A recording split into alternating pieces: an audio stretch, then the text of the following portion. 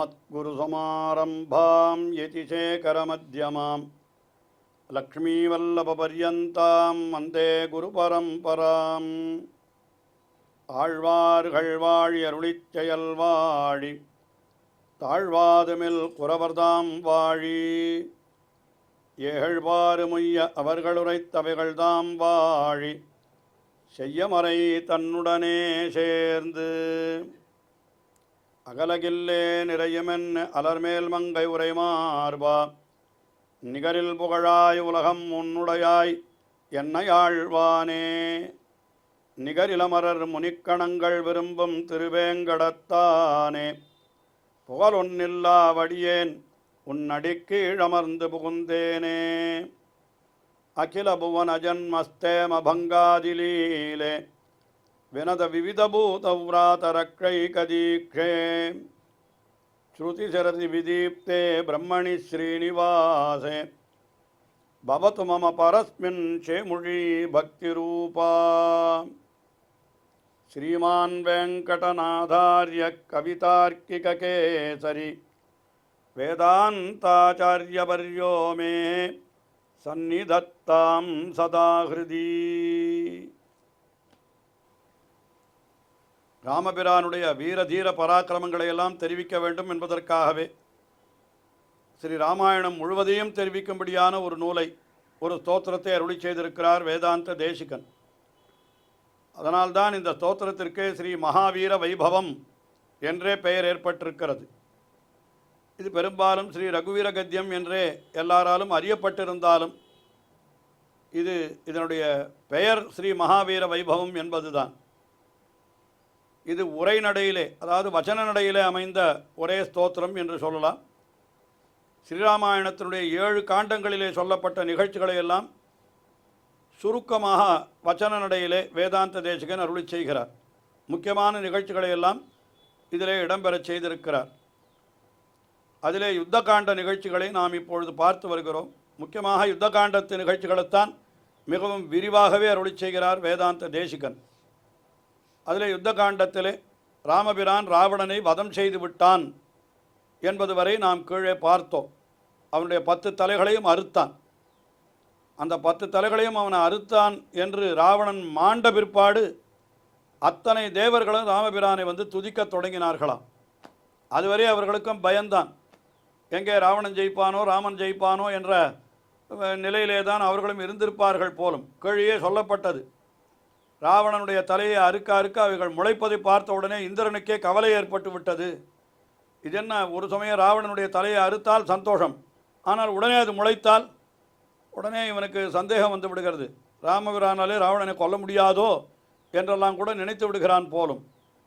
ஆனால் இப்பொழுது உண்மையாக ராவணன் மாண்டு விட்டான் என்ற உடனே எல்லா தேவர்களும் தைரியமாக வந்து ராமபிரானை துதிக்கத் தொடங்கினார்கள் என்று அந்த விஷயத்தை இந்த 66வது வாக்கியத்திலே தெரிவிக்கிறார்.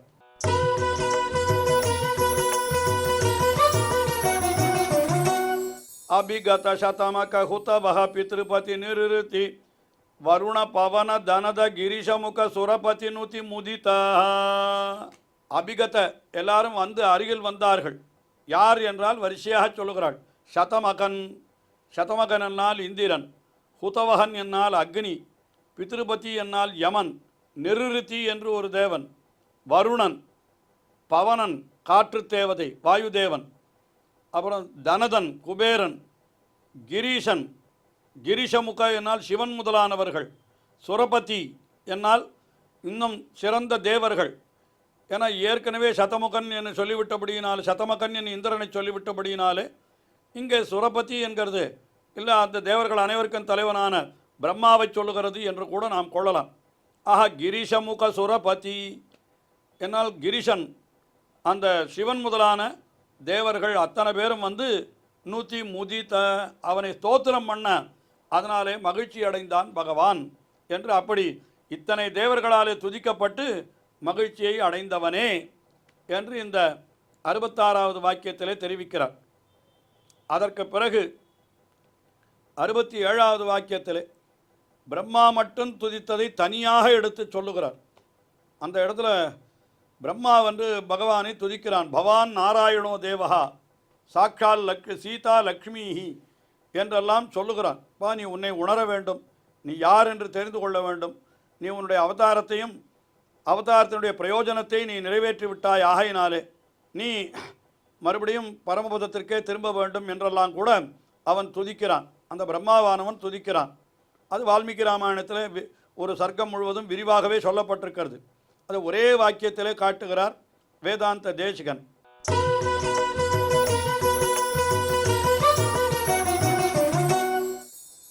அமிதமதி விதி விதித கதித நிஜ விபவ ஜலதி புருஷதலவா.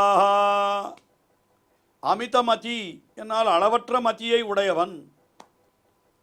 யார்? பிரம்மா. பிரம்மாவுக்குண்டான ஞானம். ஏன்னால் எம்பெருமானுடைய அருகிலேயே இருக்கிறான் அல்லவா பிரம்மா. நேரே கடிக்கமலத்து உள்ளிருந்தும் என்று சொல்லும்படியாக நேரே எம்பெருமானுடைய திருநாபி கமலத்தில் இருக்கிற தாமரையிலே அவன் வசிக்கிறான். அந்த பிரம்மா வசிக்கிறான். அதனால் அமிதமதி விதி, அந்த விதி என்னால் பிரம்மா. அமிதமதி அளவற்ற மதியை உடையவன், அறிவை உடையவன். அவனாலே அறியப்பட்டது பகவானுடைய தன்மை. அந்த விதித்த கதித்த, அவன் தனக்கு தெரிந்த விஷயங்களை தெரிவிக்கிறான். அங்கே என்ன தெரிவிக்கிறான்? நிஜ விபவம். நிஜ விபவம்னா பகவானுடைய பெருமைகளை அவன் சொல்ல ஆரம்பிக்கிறான்.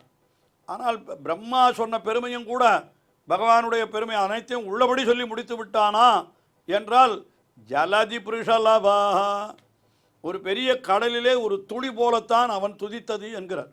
ஒரு கடலினுடைய திவலை போல. அதாவது எம்பெருமானுடைய பெருமையை பிரம்மாவாலும் கூட முழுவதும் சொல்லிவிட முடியாது. பிரம்மாவாலும் சொல்ல முடியாத அளவுக்கு அளவற்ற பெருமையை உடையவன் பகவான். அப்படி இருக்கிற பொழுது அவனுடைய பெருமையை எப்படி எல்லாவற்றையும் முழுவதுமாக சொல்லிவிட்டான் என்று சொல்ல முடியும்? ஏதோ சொன்னான், அவனும் கொஞ்சம் ஒரு திவலையை மட்டும் சொன்னான் என்று இப்படி பிரம்மாவாலே துதிக்கப்பட்டவனே என்று இந்த வாக்கியத்திலே அப்படி காண்பித்தார். அதற்கு பிறகு அங்கே வந்த தேவர்கள், இந்திரன் முதலானவர்கள் ராமபிரான் தங்களுக்கு வேண்டிய காரியத்தை செய்தபடியினாலே அவனுக்கு ஏதாவது தொண்டு செய்ய வேணும் என்று நினைக்கிறார்கள், கேட்கிறார்கள். உனக்கு என்ன வேணுமோ கேள், நாங்கள் அதை நிறைவேற்றி வைக்கிறோம் என்று அந்த தேவர்கள் சொல்லுகிறார்கள். உடனே ராமபிரான் என்ன சொல்லுகிறான்? எனக்கு எதுவும் வேண்டாம். என்னோடு கூட வந்த வானரங்கள் அத்தனையும் இந்த யுத்தத்திலே நிறைய எனக்காக போர் புரிந்திருக்கின்றன. அவைகளிலே சில வானரங்கள் கும்பகர்ணன் முதலானவர்களாலே கொல்லப்பட்டிருக்கிறது. அதனால் அவற்றையெல்லாம் பிழைப்பிக்க வேண்டும். நான் அந்த இதிலேருந்து புறப்படுகிற பொழுது, அதாவது ரிஷியமுக பர்வத்தத்திலிருந்து புறப்படுகிற பொழுது எத்தனை வானரங்கள் என்னோடு கூட இருந்தார்களோ அத்தனை வானர்களும் உயிரோடு இருக்க வேண்டும். அதற்கு நீ வரம் கொடுக்க வேண்டும் என்று இந்திரனை கேட்கிறார். அப்படியே கொடுக்க அந்த வானரங்களும் பிழைத்து எழுகின்றன என்று அதை நாம் பார்க்கிறோம். அதை சொல்லுகிறார்.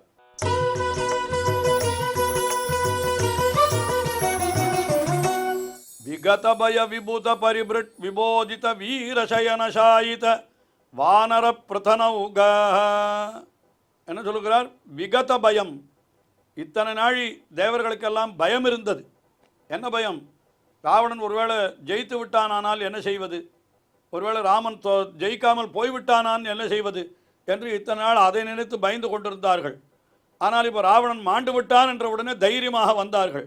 விகத பய வந்து என்ன பண்ணினால் விபுத பரிபுருட, விபுத அதாவது இந்திரனாலே பரிபுருட கேட்கப்பட்டது. என்ன பண்ணானா, இந்த மாதிரி உங்களுக்கு என்ன வேணும்னு கேட்டான்.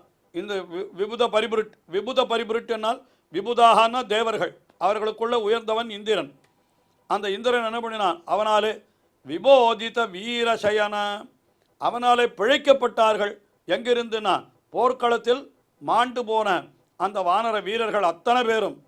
அது விபோதித வீரசயனசாயித, இந்த போரிலே கொல்லப்பட்ட வானரங்கள் அத்தனை பேரும் அவனாலே மீட்கப்பட்டார்கள். அப்படிப்பட்ட வானர பிரதன ஊக, அந்த வானரப்படையின் வெள்ளத்தை உடையவனே, அதாவது அச்சன் நீங்கிய இந்திரனாலே உயிர் மீட்கப்பட்ட வானரங்களை, வானர வெள்ளத்தை உடையவனே என்று அந்த சரித்திரத்தை இங்கே இந்த 68வது வாக்கியத்திலே காட்டினார். அதற்கு மேலே 69வது வாக்கியத்தில் அவன் சீதா பிராட்டியோடு சேர்ந்த விஷயத்தை தெரிவிக்கிறார். அதுக்கப்புறம் சீதா பிராட்டியை கொண்டு வந்து அவன் முன்னாலே சேர்க்கிறார்கள். அதில் எல்லா விஷயத்தையும் சொல்லணும். சீதா பிராட்டியோடு சேர்ந்தான்ங்கிறது மட்டும் தெரிவிக்கிறார் இந்த இடத்துல.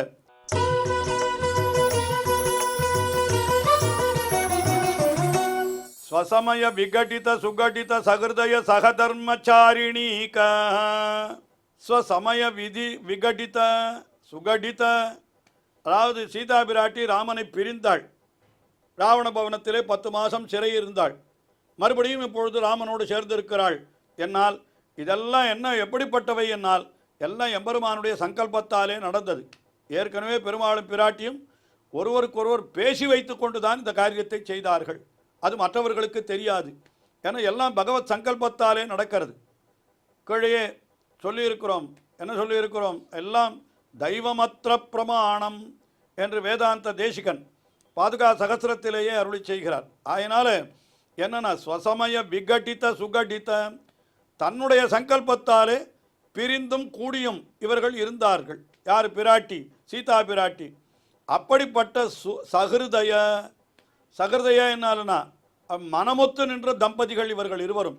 ராமபிரான் என்ன நினைக்கிறானோ அதைத்தான் சீதையும் நினைக்கிறாள். அதாவது எதற்காக பிரிந்தார்கள் என்னால் ராவணனையும் நல்வழிப்படுத்தி அவனையும் திருத்தி பணிகொள்ள வேணும், அவனுக்கும் உபதேசம் செய்ய வேண்டும் என்பதற்காகத்தான் சீதை ராமனை பிரிந்தாள் என்று சொல்லுவதுண்டு.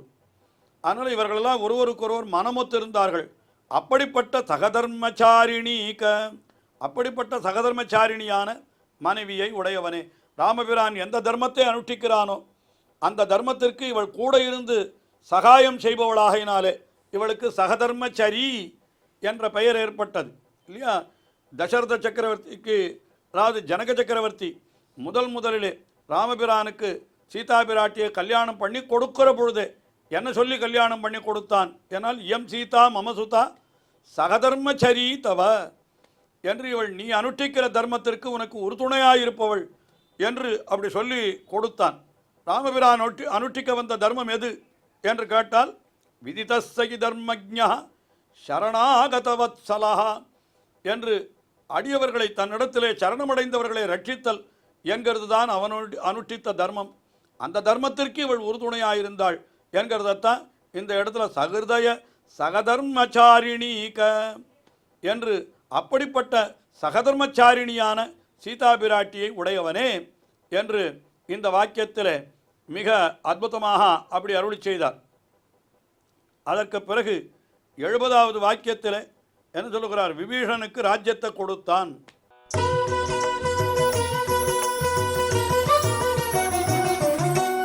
விபீஷண வசம் வதீகிருத லங்கைஸ்வர்யா. விபீஷண வசம் வதீகிருத்திய, விபீஷனுடைய வசத்திலே இந்த லங்கைஸ்வர்யம் முழுவதையும் கொடுத்து விட்டான் ராமபிரான். நீ ஆள வேண்டும். தென்னிலங்கை மன்னன் சிறந்தோள் துணி செய்து மின்னிலங்கு பூண் விபீடன நம்பிக்கு எண்ணிலங்கு நாமத்தளவும் அரசு என்ற மின்னலங்காரன் பெரியாழ்வாருடைய பாசுரம். ஆஹா, அந்த விபீஷனுடைய வசத்திலே அளிக்கப்பட்ட ராஜ்யங்கள் இலங்கையை முழுக்க அவனுக்கு அளித்தவனே என்று இந்த 70வது வாக்கியத்திலே அருளி செய்தவர். உடனே அடுத்த 71வது வாக்கியத்திலே மிகவும் சுருக்கமாக நிஷ்பன்ன கிருத்தியா. நிஷ்பன்ன கிருத்தியா என்னாலன்னா செய்ய வேண்டியதை செய்து முடித்தவன். உண்மையில் விபீஷணனுக்கு பட்டாபிஷேகம் செய்ய வேண்டியது தான் செய்ய வேண்டிய காரியமாக அவனுக்கு மிச்சம் இருந்ததுன்னு சொல்லலாம். பாருங்கள், அது முடிந்தவுடனே புட்பக விமானத்தில் அயோத்திக்கு திரும்பி விட்டான். தான் பட்டாபிஷேகம் பண்ணி கொண்டான். ஆக இதுவரைக்கும் எதெல்லாம் நடக்கணுமோ அதெல்லாம் நடக்கவில்லை. ஆக குகனை அனுகிரகித்தான், சுக்ரீவனை அனுகிரகித்தான், ஹனுமனை அனுகிரகித்தான், தண்டகாரண்யவாசிகளான ரிஷிகளை அனுகிரகித்தான், இப்பொழுது விபீஷணனை அனுகிரகித்தான். அதோடு அவன் செய்ய வேண்டிய காரியம் முடிந்து விட்டது. ராமபிரான் அயோத்திக்கு திரும்பி விட்டான். ஆகையினால நிஷ்பன்ன கிருத்திய, இதைத்தான் வால்மீகியும் கூட விபீஷணனுக்கு பட்டாபிஷேகம் பண்ணின பிற்பாடு ராமபிரானை சொல்லுகிற பொழுது கிருதகிருத்தியஸ்ததா ராமஹா என்று சொல்லுகிறார். செய்ய வேண்டியதை செய்து முடித்தவனாக ஆனான்னு வால்மீகி சொல்லுகிறார். அதை அப்படியே அடியொற்றி இங்கே வேதாந்த தேசிகன் நிஷ்பன்ன கிருத்திய என்று இந்த வாக்கியத்தாலே தெரிவித்து அதற்கு மேலே ஒரு விஷயம் தெரிவிக்கிறார். க புஷ்பித ரிபுபக்ஷ. அதனால என்ன ஆயிற்று? விரோதிகள் அத்தனை பேரும் ஆகாய தாமரை போல் ஆனார்கள் என்று சொல்லுகிறார். அதாவது என்ன அர்த்தம்? ஆகாய தாமரைன்னா அப்படி ஒரு தாமரை இல்லவே இல்லை. அப்போ இவனுடைய விரோதிகள் என்று யாருமே இல்லை என்கிறதை அப்படி தெரிவிக்கிறார் வேதாந்த தேசிகன். கபுஷ்பித ரிபுபக்ஷ என்னால் ஆகாய தாமரை போல் விரோதிகளை ஆக்கினவனே, இல்லாதவர்களாக ஆக்கினவனே என்று இப்படி அருளி செய்கிறார். இன்னமும் அவருடைய வர்ணனை தொடர்கிறது. தொடர்ந்து அனுபவிப்போம். ஸ்ரீயக்காந்தாய கல்யாண நிதயே நிதயேர்த்தினாம் ஸ்ரீவேங்கடநிவாசாய ஸ்ரீனிவாசாய மங்களம். ஸ்ரீமத் சுந்தர ஜாமாதிர் முனிமான் சவாசினே சர்வலோக நிவாசாய ஸ்ரீனிவாசாய மங்களம்.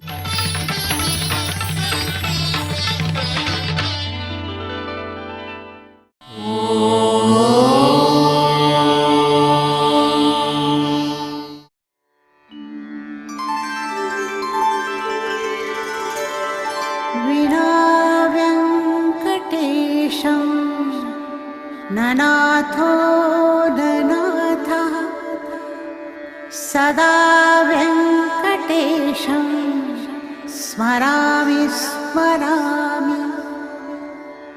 हरे वेङ्कटेश प्रसीद प्रसीद. प्रियं वेङ्कटेश प्रयच्छ प्रयच्छ.